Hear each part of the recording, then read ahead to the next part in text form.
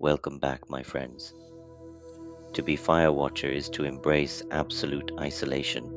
You live alone in a glass box suspended 100 feet above the forest canopy, with nothing but a radio and a pair of binoculars.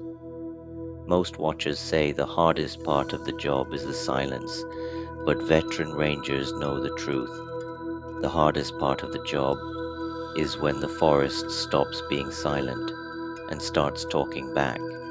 Liam was 22, seeking an escape from the noise of the city. He happily accepted a 3-month posting at Tower 4, located in a remote, protected sector of the Pacific Northwest. The ranger who dropped him off gave him a quick tour of the radio, the emergency supplies, and the massive halogen spotlight mounted on the balcony. But before the ranger climbed down the long ladder, he pointed to a handwritten note taped to the radio. "The last guy left that for you," the ranger said, refusing to make eye contact. "Follow it to the letter. Have a good summer, kid."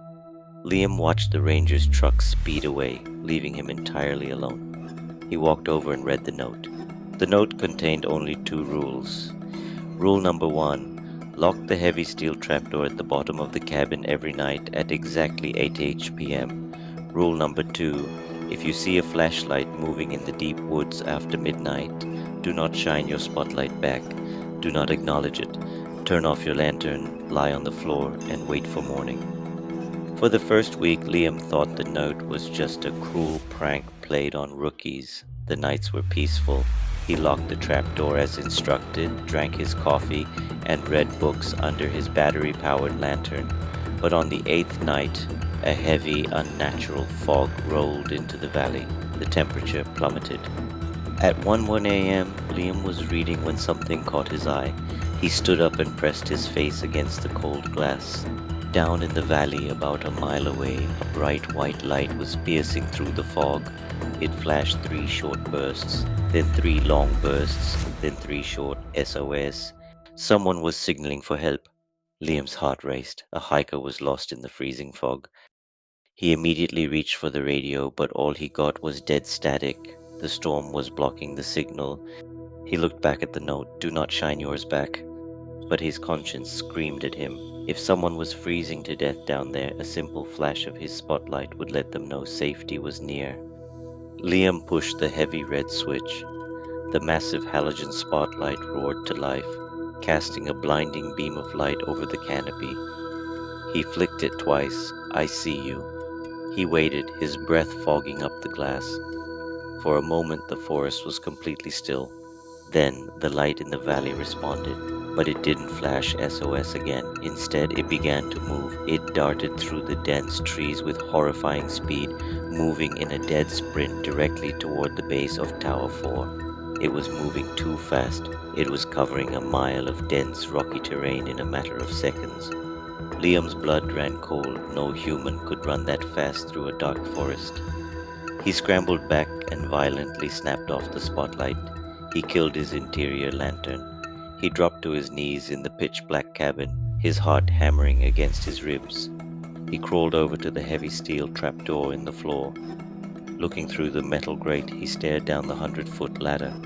At the very bottom, sitting on the forest floor, was the bright white light. It was perfectly still, waiting, and then the light began to ascend. It didn't climb step by step, it glided smoothly, slithering up the metal support beams of the tower like a massive, silent snake. It was scaling the 100-foot drop in seconds. Liam scrambled backward, pressing himself against the center pillar of the cabin. He clamped his hands over his mouth to muffle his panicked breathing. A heavy, wet thud echoed from outside. Something impossibly large had just landed on the metal catwalk that circled his glass cabin. Through the glass, silhouetted by the moonlight, a hand reached up and grabbed the railing. It was pale, hairless, and the fingers were twice the length of a normal human's, featuring too many joints. Then the creature hoisted itself up. Standing on the balcony was a horror born of the deep woods. It was 8 feet tall, terrifyingly thin, and its skin looked like pale, rotting birch wood. It had no eyes, but sprouting from the center of its forehead was a fleshy stalk ending in a bioluminescent bulb. The creature wasn't using a flashlight. It was an apex predator of the forest, using a glowing lure to bait sympathetic humans, just like an anglerfish in the deep ocean. The mimic pressed its featureless face against the glass.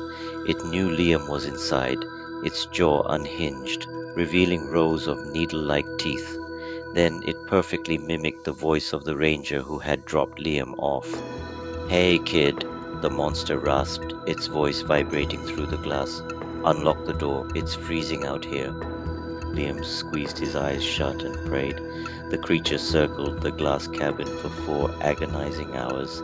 It tapped on the windows with its long bone-white fingers. It cried like a lost child. It screamed like a woman in pain. It used every trick it had to get Liam to open the heavy steel trapdoor, but the trapdoor held. Finally, the sun began to breach the horizon. The moment the first rays of dawn touched the canopy, the creature let out a furious hissing shriek. It dropped off the edge of the balcony, plummeting silently back into the dark depths of the trees. When the morning light fully illuminated the cabin, Liam scrambled to the radio and screamed for an immediate emergency evac.